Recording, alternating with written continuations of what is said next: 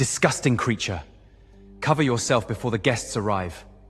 If any man of standing sees what festers on your skin, he will think the entire bloodline is cursed.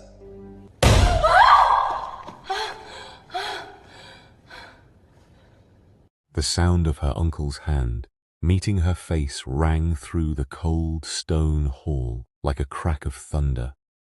Tagisalang stumbled, her fingers catching the edge of a wooden pillar before she could fall. She did not cry out. She had learned long ago that crying out only made it worse. Disgusting creature, Lord Bayani hissed, stepping back as though the very sight of her repulsed him. Cover yourself before the guests arrive. If any man of standing sees what festers on your skin, he will think the entire bloodline is cursed. She straightened slowly, her jaw tight, her eyes fixed on the stone floor. The lesions that mapped her arms, her neck, her collarbone, had been her shame since childhood. Leprosy, they whispered. Punishment, they said. Her uncle had never once called it anything else. What none of them saw, in that long, suffocating hallway, was the tall figure who had paused at the far end of it. He had arrived early, and he had seen everything. If you want to know what a duke does when he witnesses a woman treated like she is less than nothing, then stay right here, because this story is only just beginning. And if you are new to this channel, please subscribe and turn on your notifications. You do not want to miss a single part of what comes next. The Duke did not move. He stood at the far end of the hallway, his gloved hand resting at his side, his dark eyes fixed on the scene before him, with the kind of stillness that came not from indifference, but from something far more dangerous, controlled fury. His name was Duke Sofronio Dalisay, and he had arrived at Bayani House precisely 14 minutes ahead of schedule because his coachman had taken the shorter road through the east gate. A small thing, an inconsequential thing, except that those 14 minutes had just placed him in a cold stone hallway at the exact moment a man raised his hand against a woman who did not even flinch when it landed. That was what struck him most. Not the blow, not the cruelty of the words that followed it. It was that she did not flinch. She had been expecting it. He watched her straighten, slowly, deliberately, the way a person straightens when they have learned that collapsing is not an option. Her fingers released the pillar. Her chin lifted just slightly. She did not look at her uncle, did not give him the satisfaction of her eyes, and something in that small defiance pressed against the inside of Sofronio's chest like a cold blade turning. Lord Bayani had not yet noticed him. He was still speaking, his voice low and sharp, words meant to cut without leaving marks that guests might later notice. He told her to go upstairs. He told her to stay away from the east drawing room, where the evening's visitors would gather. He told her that her presence was an embarrassment he had tolerated long enough, and that, if she so much as let a single guest catch sight of her arms, he would have her moved to the servants' quarters before morning. She said nothing. She only turned. That was when Sofronio saw her face fully for the first time. She was younger than he had assumed, perhaps 2 or 3 and 20, though hardship had a way of carving a person older than their years. The lesions on her skin were visible above her collar and along the edge of her jaw, pale and uneven against the warmth of her complexion. He had seen leprosy before, in the parishes beyond the city, in the medical texts his late mother had kept locked in her study. He knew what it was. He knew also what it was not. It was not a curse. It was not punishment. It was not the mark of a corrupted bloodline. It was simply an illness, and she had been carrying the weight of other people's ignorance about it every single day. She walked past him without seeing him, or perhaps she saw him, and simply did not believe he was real. because her eyes moved through him, the way a person looks through a window they have stopped expecting to open. Her steps were quiet, her shoulders were squared. There was a grace in the way she moved that had nothing to do with the lessons. Wealthy girls were given in posture and presentation. This was something else, something earned. She disappeared up the staircase. Sofronio remained where he was for a moment longer.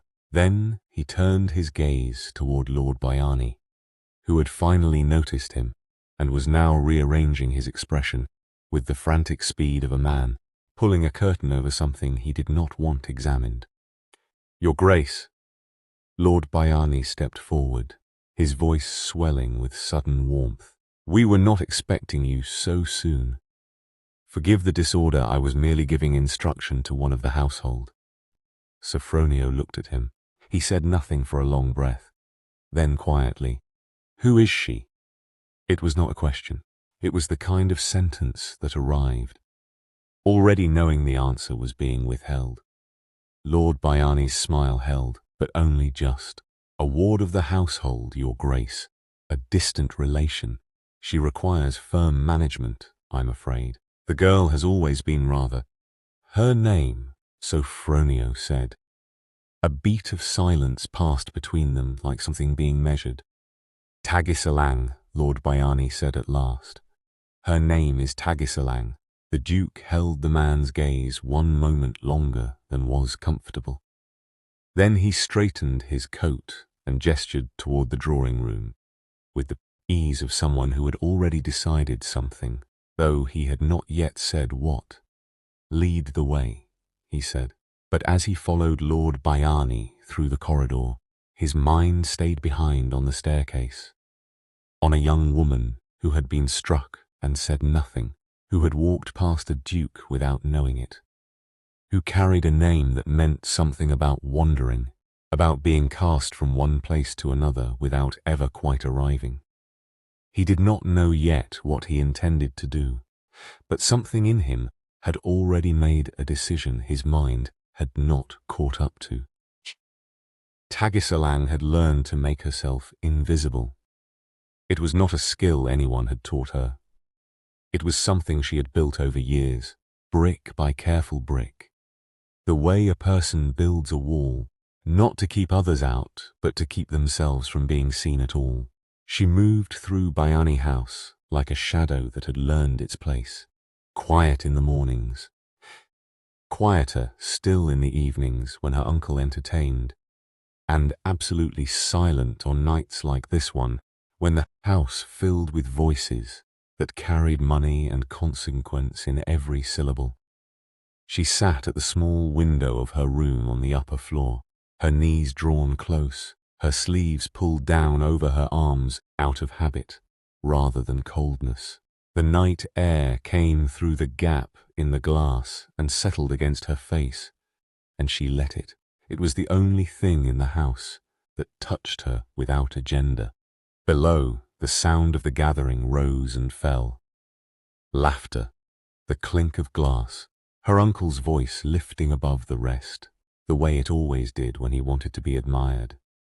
She had spent so many evenings like this one, pressed against the edges of a house that did not want her in it, listening to a world she was not permitted to enter. Her mother had died when Tagisalang was 9, her father 2 years after that. Lord Bayani was the only living relation willing to take her in, and he had never let her forget the cost of that willingness. She was fed, she was housed, she was kept from the streets. These were the 3 facts he returned to whenever she showed any sign of wanting more than what he gave her, and they were facts she had swallowed so many times they had worn grooves in her. She was not ungrateful. She told herself that often. She was simply tired. The knock at her door came without warning and without the courtesy of waiting for an answer. The door opened and her cousin Salim Bey stepped inside, already dressed for the evening in pale green silk, her dark hair pinned at the crown with ivory combs.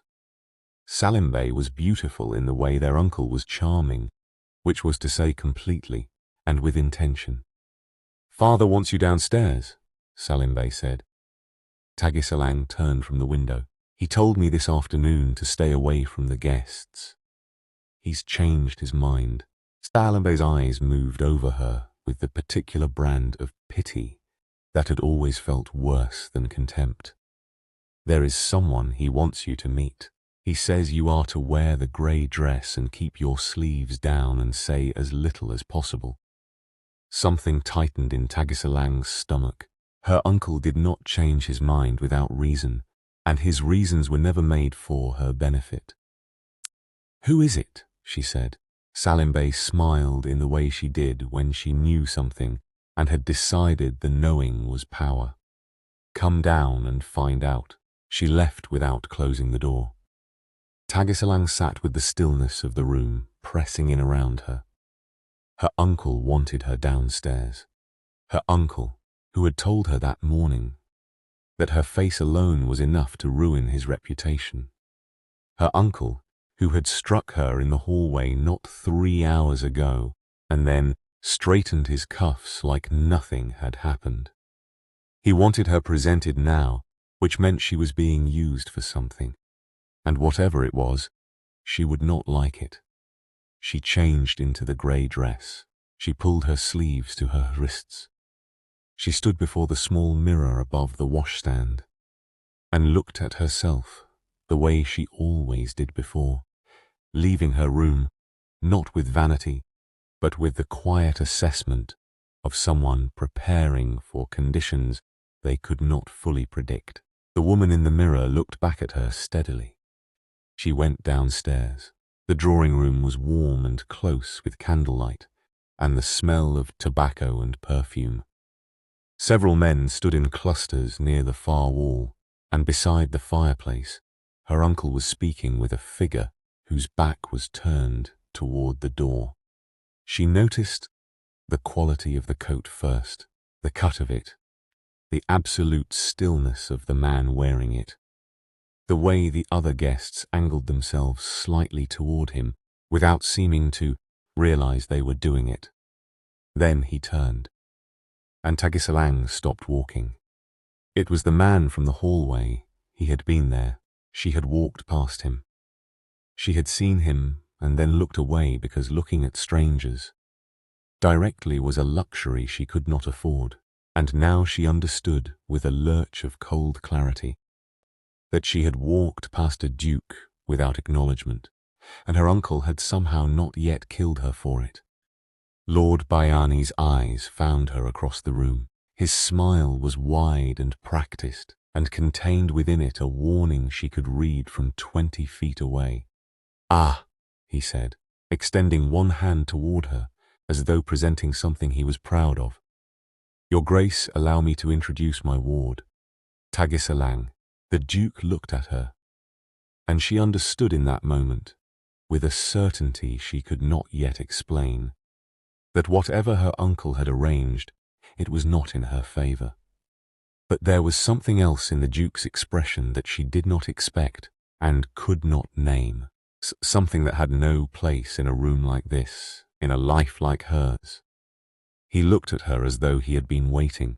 Duke Sofronio Dalisay was not a man who acted without purpose. Every decision he made was measured, considered, arrived at, through the kind of careful deliberation that had kept his dukedom intact through 3 difficult years of political turbulence and personal loss. He did not speak carelessly. He did not move without intention. And he absolutely did not insert himself into the private arrangements of other households without a reason that justified the disruption. He told himself all of this as he watched Tagisalang cross the drawing room toward her uncle, her steps unhurried, her face composed into an expression that gave nothing away. He told himself he was here for the business discussion Lord Bayani had requested through formal correspondence 2 weeks prior. He told himself that what he had witnessed in the hallway was unfortunate, but not his affair, that The domestic arrangements of a guardian and his ward were outside the boundaries of his concern. He told himself these things, and did not believe a single one of them. Lord Bayani placed a hand on Tagisalang's shoulder in the way a man handles something he owns. "She has been under my care since her parents passed," he said, his voice carrying the practiced warmth of a man performing generosity for an audience. "A quiet girl, modest. She manages the household accounts with reasonable competence." Sofronio looked at Tagisalang, not at her uncle, not at the room, at her. "Is that what you do?" he said. Not a question directed at Bayani, directed at her. She blinked. It was the smallest movement, barely visible, but he caught it, because he had been watching for exactly that. For the moment she realized she was being spoken to directly, and did not know what to do with it. "Among other things, Your Grace," she said. Her voice was low and even, and gave nothing away either. "She is too modest," Lord Bayani said, laughing in the way men laugh when they want to fill silence before it becomes revealing. "She is also available, as it happens. I have been considering her future quite seriously of late. And when a man of your standing expresses interest in the households of this county, one naturally thinks of opportunities for suitable arrangement." The room did not go quiet, but something shifted in it. A few of the nearby guests adjusted their positions with the careful disinterest of people who were listening very closely. Tagisalang went still. Sofronio watched her face, watched the thing that moved behind her eyes before she locked it away. It was not surprise. It was recognition, the bleak and exhausted recognition of someone who has just identified the shape of a trap they had been placed inside without being consulted. Her uncle was trying to negotiate her. Sofronio held Lord Bayani's gaze for a moment with the particular quality of attention that made men uncomfortable. Then he said pleasantly, "Perhaps we might discuss the business matter you wrote to me about in private." Lord Bayani smiled. Of course. "Tagisalang, you may return upstairs." She turned immediately, too immediately, and Sofronio filed that away alongside everything else. The speed of her compliance, the way relief and humiliation moved together across her shoulders as she walked toward the door. "Miss Tagisalang." She stopped. He had not planned to say it. Or perhaps he had. Somewhere beneath the deliberate architecture of his thoughts, in the part of him that had been making decisions all evening without consulting the rest. "I would value your presence at the business discussion," he said, "if your uncle permits it. Since you manage the household accounts, your familiarity with the numbers would be useful." The silence that followed had texture to it. Lord Bayani's smile stayed in place through what appeared to be considerable effort. "She is not accustomed to such discussions, Your Grace. I would not want to waste your time with her inexcusation." "I am rarely bored by competence," Sofronio said simply. Shorter this time. Lord Bayani had not built his position by misreading power, and whatever calculation he was running behind his pleasant expression reached its conclusion quickly. "As you wish," he said. Tagisalang turned back to face the room. She looked at Sofronio with an expression he could not fully read. And that in itself was interesting, because he could read most people without effort. There was wariness in it. There was the careful blankness of someone who had learned not to hope, because hope was expensive, and she had been made to pay for it too many times. But underneath that, very far underneath, something else. He looked away before she could see him looking. The private study was small and smelled of old paper and lamp oil. Lord Bayani settled behind his desk, with the comfort of a man on his own territory. Tagisalang took a chair near the wall, slightly apart, exactly where a person sits when they are trying to take up as little space as possible. Sofronio sat across from Bayani and opened the correspondence folder his secretary had prepared. He began asking questions about the estate finances, careful questions, the kind that required specific answers. And within 4 exchanges it became clear that Lord Bayani's numbers did not align.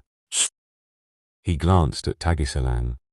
She was looking at the ledger her uncle had opened on the desk, and her expression had changed. The blankness was gone. In its place was something sharp and alarmed and quickly suppressed. The face of someone who has just seen a discrepancy they recognize and understood immediately what it means. She knew. Whatever Lord Bayani had been doing with the numbers, she already knew. Sofronio set down his pen. "Miss Tagisalang," he said quietly. "The household accounts. When did you last reconcile them?" Her uncle's hand moved to the ledger.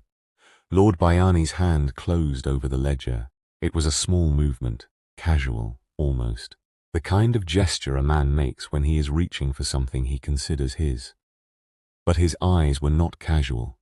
They had gone very still in the way eyes go still when the mind behind them is moving very fast. Tagisalang did not look at her uncle. She looked at Duke Sofronio, and for the first time since she had walked into this room, she made a choice that had nothing to do with survival, and everything to do with something older and more stubborn that lived in the part of her that years of cruelty had not yet managed to extinguish. She answered him. "3 weeks ago, Your Grace," she said. "The last full reconciliation I completed was 3 weeks ago, before my uncle restricted my access to the accounts." The room did not change. The lamp burned at the same steady height. The paper on the desk did not move. But something shifted in the air of the study the way air shifts before a storm arrives. Not dramatically, just a degree colder, a degree heavier, enough that the body registers it before the mind does. Lord Bayani laughed. It came out slightly too quickly. She misremembers. The girl has a tendency to confuse her tasks. I relieved her of the accounts because the errors were becoming a burden to correct. I made no errors, said. She had not raised her voice. She had not leaned forward or gripped the arms of her chair. She had simply said it the way a person states a fact they have known for a long time and have been waiting, without expecting for someone to finally ask about. Her uncle turned to look at her, and his expression did something she had seen before, the careful dismantling of warmth, the thing that happened to his face in private when performance was no longer necessary. "Tagisalang," he said, and her name in his mouth was a warning dressed as a word. She held his gaze. She had never done that before, not directly, not in front of another person. The habit of years pressed against her from the inside, telling her to look down, to soften, to find a way to make herself smaller and less costly. She felt it the way you feel a current in deep water, powerful and patient and pulling. She did not look down. Sofronio watched all of this without moving. Then he reached across the desk, not quickly, not aggressively, with the unhurried ease of a man who is accustomed to rooms rearranging themselves around his decisions, and he placed his hand flat on top of the ledger before Lord Bayani could draw it closer. "I would like to see the entries from the past 4 months, he said. "Your Grace, I really must insist that this line of inquiry is unnecessary and frankly somewhat irregular for a business discussion of this nature." Lord Bayani's voice had acquired the particular thinness of a man running out of register.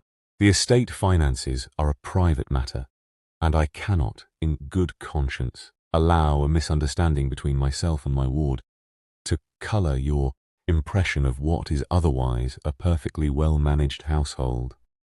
Lord Bayani, Sofronio said. He said it quietly, and he said it once, and the quality of it was such that the other man stopped speaking mid-breath. I am not asking about a misunderstanding. I am asking to see the entries from the past 4 months.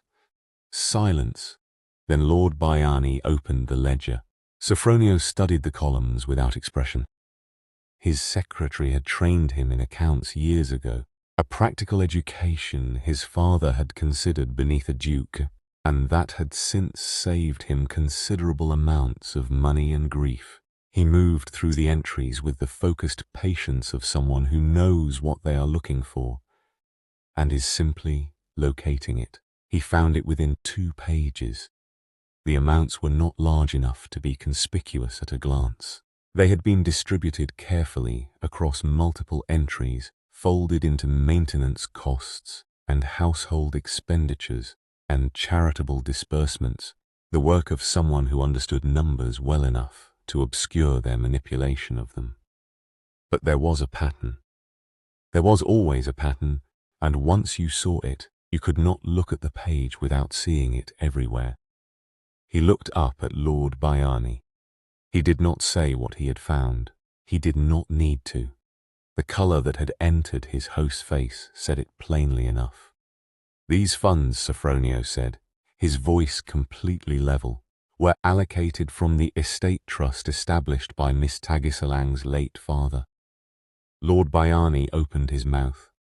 Her father's trust, Sofronio continued, as though the man had not moved at all, which, by the terms of the original bequest, was to be held in or full until her 25th year, which means that, past however many entries appear in these pages, someone has been drawing from a fund they had no legal authority to touch.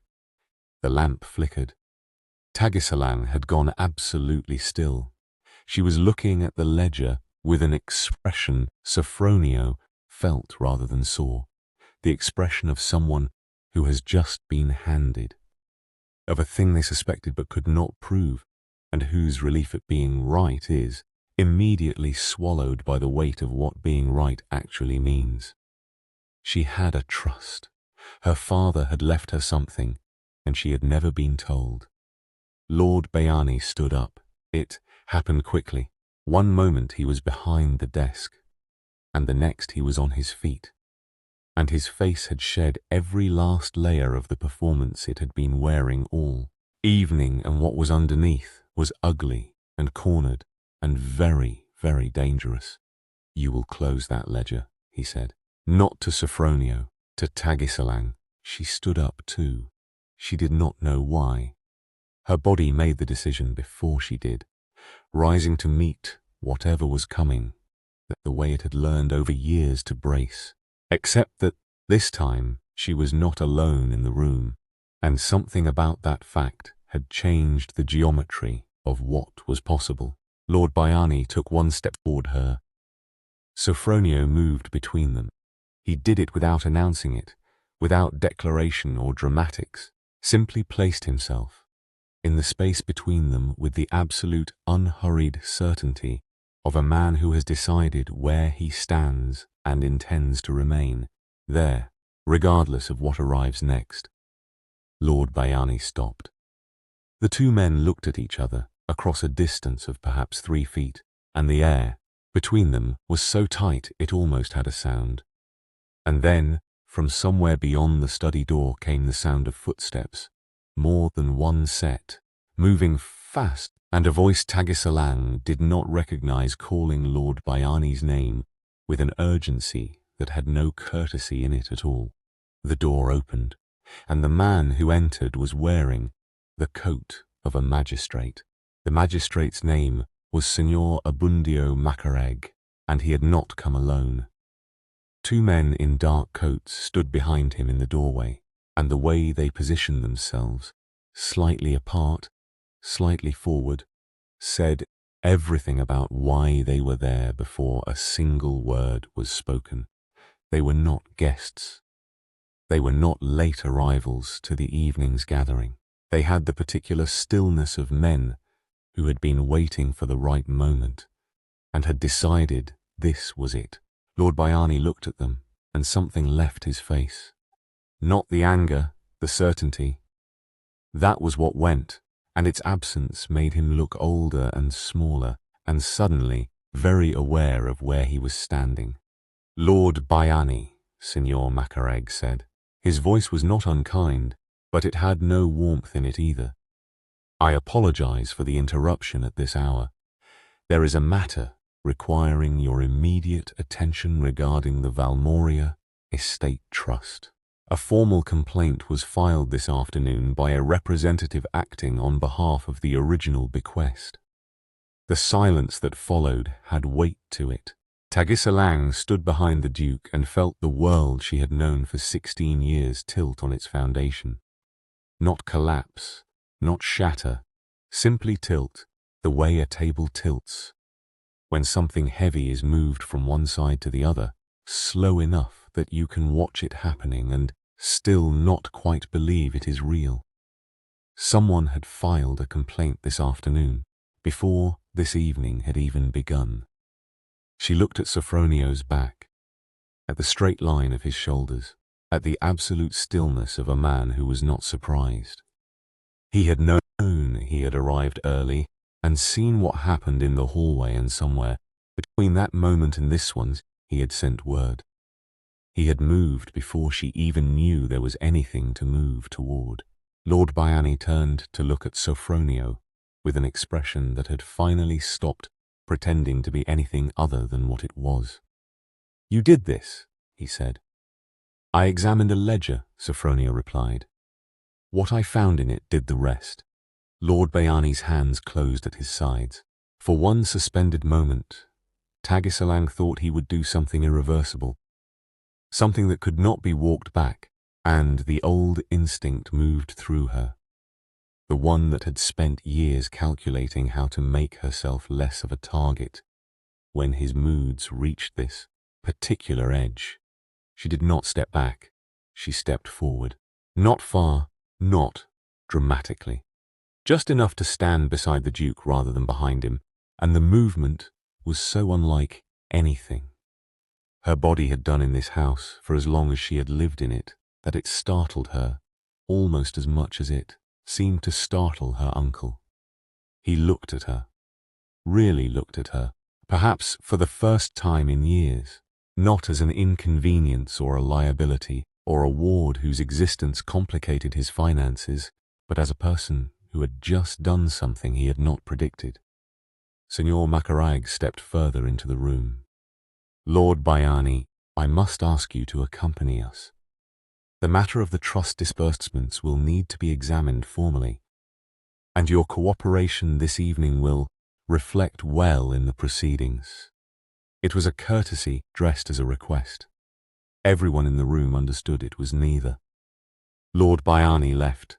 He walked out of his own study between two men in dark coats, with the careful composure of someone who has not yet decided how much of their dignity they can still salvage, and the door closed behind him. And then there was quiet, real quiet, the kind Tagisalang had not felt inside this house in longer than she could accurately remember. She stood in the middle of the study, and the lamp burned low and steady, and she breathed. Sofronio turned to face her. He looked at her the way he had been looking at her all evening, directly, without the flinching or the careful distance people usually maintained when they looked at her face, and she found she did not know what to do with that. With being looked at like she was simply a person standing in a room. You will need legal representation, he said, for the trust proceedings. I can arrange for my own solicitor to act on your behalf until a formal appointment is made if you are willing. She studied him. Why? It was a plain question, and she meant it plainly. Not suspicion, not ingratitude, simply the honest inquiry of a woman who had learned that generosity from powerful men was rarely without architecture. Something shifted in his expression. Not offense. Something quieter than that. Because your father left you something, he said, and you were never told. And because you have been living in this house, as though you were a burden when you were in fact the one being stolen from. Tagisalang looked at the ledger still open on the desk, at the columns of numbers that had held the shape of her inheritance, while she ate at the servant's end of the table and kept her sleeves pulled to her wrists and learned to move through rooms without being noticed. She felt something move in her chest, old and stubborn and not quite extinguished. "I do not know your intentions, Your Grace," she said carefully. "No," he agreed. "You don't." He said it without apology and without elaboration, and she could not tell if that was honesty, or if it was the beginning of something she did not yet have the language for. He picked up his coat from the back of the chair. "I will call tomorrow," he said, "if you will permit it." She opened her mouth to answer, and then Salimbe appeared in the doorway. Her face was pale, and her eyes were red, and in her hand she was holding a document that Tagisalang did not recognize, and when she looked up her expression was not the practiced pity it usually wore, it was fear. "There is something you need to see," Salimbe said, and she was not looking at the Duke. She was looking at Tagisalang. The document was old. Tagisalang could see that from across the room. The paper had gone the color of weak tea at the edges, and the fold lines were deep and soft the way paper gets when it has been opened and closed many times by hands that could not leave it alone. Salimbe held it the way you hold something you wish you had never found, close to the body, slightly away from the body, unable to decide which felt safer. Tagisalang crossed the room and took it. She recognized her father's seal before she recognized anything else. The small pressed circle of wax at the bottom of the page, cracked now along one edge, but intact enough to be unmistakable. She had grown up watching him press that seal into correspondence at his writing desk on Sunday mornings while she sat on the floor beside him, and he pretended not to notice her reading over his shoulder. She read the document once, then again. The lamp held steady. Somewhere beyond the study walls, the last of the evening's guests were finding their coats and making their exits, the sounds of the gathering dissolving into footsteps and farewells and the distant closing of the front door. The house was emptying itself around her, and she stood in the middle of it and read her father's words for the second time and felt something move through her that was not quite any single emotion, but all of them pressed together into something she did not have a name for. Her father had not only left her a trust, he had left her the house, not Bayani House, not this cold stone place that had swallowed 16 years of her life without ever once feeling like it belonged to her. Her father's house, the original family estate outside the city that she had been told was sold after his death to cover outstanding debts. The house she had grown up in before everything ended. The house with the garden her mother had planted along the east wall and the room at the top of the stairs where she had learned to read. It had not been sold. It had been transferred, quietly, through a series of legal instruments that required a closer examination than she was capable of giving them in this moment, in this room, with her hands not quite steady and her heart doing something loud and unsteady behind her ribs, transferred into a holding arrangement that bore her uncle's signature and a date that was less than 3 months after her father's funeral. Sofronio had not moved from where he stood near the desk. He was watching her face with the careful attention of someone who understands that this is not a moment that requires commentary. Salimbe spoke from the doorway. Her voice had lost its usual architecture. "I found it in Father's private cabinet this evening. When the magistrate's men arrived, I went to his study to find him, and the cabinet was open and I saw it and I." She stopped, started again. I did not know, she said. About the house. I did not know he had done that. Tagisalang looked up at her cousin. She had spent years reading Salimbe's face for danger, the way you read weather. She knew every variation of her cousin's expressions, the pity, the contempt, the boredom, the particular satisfaction. Salimbe took in small cruelties. What she saw now was none of those things. It was a young woman standing in the wreckage of the version of her father she'd believed in and finding the ground unexpectedly gone beneath her. Tagisalang did not know what to do with that, either. It sat beside everything else in the crowded, difficult space of the evening, and she left it. There for now. She turned to Sofronio. "The house," she said. Her voice came out steadier than she expected. "If the transfer was made fraudulently and the trust disbursements were unauthorized, then everything my uncle has built his position on for the past 16 years is built on what was taken from you," Sofronio said quietly. Yes, the word yes landed in the room and stayed there. 16 years. She had spent 16 years in the cold corners of a house that was funded by the theft of everything her parents had left her, wearing her sleeves to her wrists and learning to take up less space, and telling herself she was not ungrateful. She was simply tired, and the whole time her father's estate had been sitting somewhere outside the city, with her name on it, waiting. She sat down, not in the careful, precise way she usually sat, the way of a person minimizing their presence. She sat down because her legs made the decision and the rest of her followed. Sofronio moved.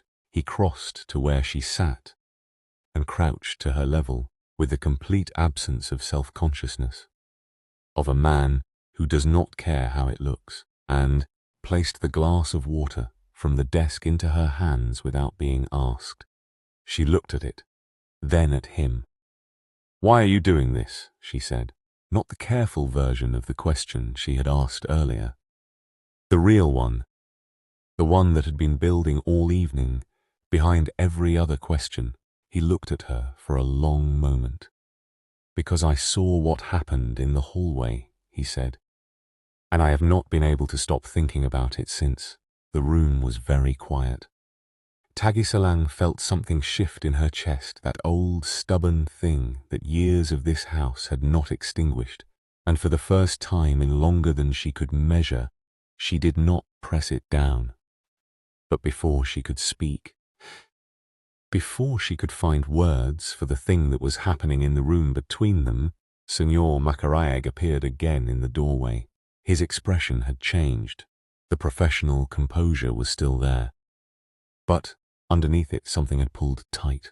The look of a man who has received information he was not expecting and has not yet decided how to carry it. "Your Grace," he said, "there is a complication." Sofronio stood. "Lord Bayani," Makarayag continued carefully, "has made a claim. Before we reached the door, he invoked a legal instrument we were not aware of. A betrothal contract." He paused. "Signed 6 years ago, binding Miss Tagisalang to a creditor of the estate in exchange for the suspension of debt collection." The silence was absolute. Tagisalang stood up slowly. She had been sold. 6 years ago, while she was eating at the servant's end of the table and pulling her sleeves to her wrists and telling herself she was not ungrateful. Her uncle had signed her name to a contract she had never seen and handed her to a stranger to settle a debt that was never his to carry in the first place. She looked at Sofronio. His face had gone very still, not cold, something that lived past cold, in the territory where fury becomes something quiet and absolute and far more dangerous than anything loud. "Who?" he said. Makarayag hesitated, and in that hesitation Tagisalang understood, with a clarity that felt like cold water, that the name the magistrate was about to say was going to change everything again. She was not free. She had thought for one unguarded hour that the ground was shifting beneath her in a direction that meant something good, and now she understood that the ground was still moving, but she could not yet see where it ended. She looked at the document in her hands, her father's seal, his handwriting, the house that had been waiting for her for 16 years. She had survived everything this far. She had survived it quietly and without anyone standing beside her. But she was not quiet anymore, and for the first time, in as long as she could remember, she was not alone. Whatever name the magistrate was about to say, whatever new wall her uncle had built around her from the grave of his own ruin, she would face it. But I need you to tell me something, and I want you to be honest. Have you ever had something that was rightfully yours taken from you and been made to feel like you should be grateful for what was left? Because Tagisalang has lived that every single day, and she is only just beginning to fight back. If this story moved something in you, if you need to know whose name is on that contract, and what Duke Sofronio does when he hears it, then subscribe to this channel right now and turn on your notifications. 3 days passed before Tagisalang allowed herself to believe that Lord Bayani was not coming back. On the first day she woke before dawn out of habit, the old habit, the one that had her dressed and downstairs before the household, stirred because her uncle preferred to find her already at work when he descended for breakfast. She stood in the kitchen in the grey, early light, and the cook looked at her with an expression she could not immediately place, and then realized was sympathy, and did not know what to do with it. So she made tea and sat by the window and watched the garden come slowly visible in the growing morning. On the second day Salimbe left. She did not announce it dramatically. She came downstairs with a trunk and 2 cases, and the ivory combs still in her hair, and she paused at the bottom of the staircase and looked at Tagisalang standing in the hallway, and for a long moment neither of them said anything. Then Salimbe said quietly, and without her usual performance, that she was going to stay with her mother's sister in the north, and that she was sorry, and that she knew sorry was not enough, and that she was going anyway. Tagisalang watched the carriage leave from the upstairs window. She did not feel what she expected to feel. She had imagined, in the long years of living alongside her cousin's casual cruelties, that Salimbe's absence would feel like a window opening. Instead, it felt like standing in a room where furniture has been removed. The space was there. She simply did not yet know what to do with it.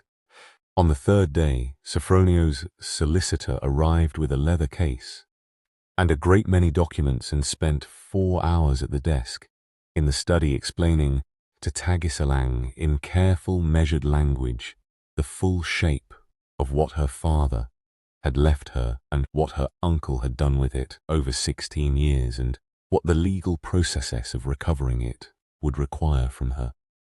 She listened to all of it without interrupting. When the solicitor finally closed his case and looked at her with the expectant patience of a man waiting to be told how she felt, she asked him one question. She asked about the betrothal contract. His expression shifted in a way that told her everything before he spoke. The contract was real. It had been filed correctly, witnessed correctly, and bore her name in her uncle's hand, alongside a signature she did not recognize and a seal she had never seen before. The creditor named in it was not local. He was not someone who moved in the ordinary circles of the county or appeared at the kind of gatherings her uncle hosted. The solicitor described him carefully and briefly, and with the particular economy of a man choosing his words, because the full version of them would be worse. She asked his name. The solicitor told her. She did not recognize it, but something in the way he said it made her sit very still for a moment. The way you sit still when a sound reaches you from a direction you cannot identify. Close enough to be real, uncertain enough to be frightening. That evening she sat at the window of her room, as she had done 1,000 evenings before, and held her father's document in her hands and thought about the house outside the city, with the garden along the east wall. She had not been back since she was 9 years old. She did not know if the garden was still there. She did not know if the room at the top of the stairs still smelled the way she remembered, or if memory had been improving it quietly for 16 years, without her permission. She thought about Sofronio. He had not come on the 3rd day as he said he would. He had sent a note instead, brief and precise, explaining that a matter had required his immediate return to the city, and that he would call when it was resolved, and that in the meantime his solicitor had full instructions. She had read the note 3 times. She was not sure what she was looking for in it. She was not sure she wanted to find it, even if it was there. What she knew was this: she was still bound by a contract she had never signed willingly to a man whose name meant nothing to her. She was still navigating the wreckage of a life built on stolen ground. She was still waking before dawn out of habits that no longer had anything to hold them in place. But she was in her father's house now, legally, formally, undeniably. Her name was on it. Her father had made sure of that before he died, had made sure with the careful love of a man who knew he was running out of time and wanted to leave his daughter something that could not be easily taken. It had been taken anyway, but she had it back. She pressed her hand flat against the document the way she had seen her father press his seal into correspondence on quiet Sunday mornings, and she let herself feel the weight of it. The paper, the words, the 16 years, all of it, without pressing it down. Outside the window the garden was dark. Somewhere in the city a man she had never met believed she belonged to him, and somewhere else in that same city a duke who had crouched to her level and placed a glass of water in her unsteady hands had received information she was not yet aware of. Information that changed everything again.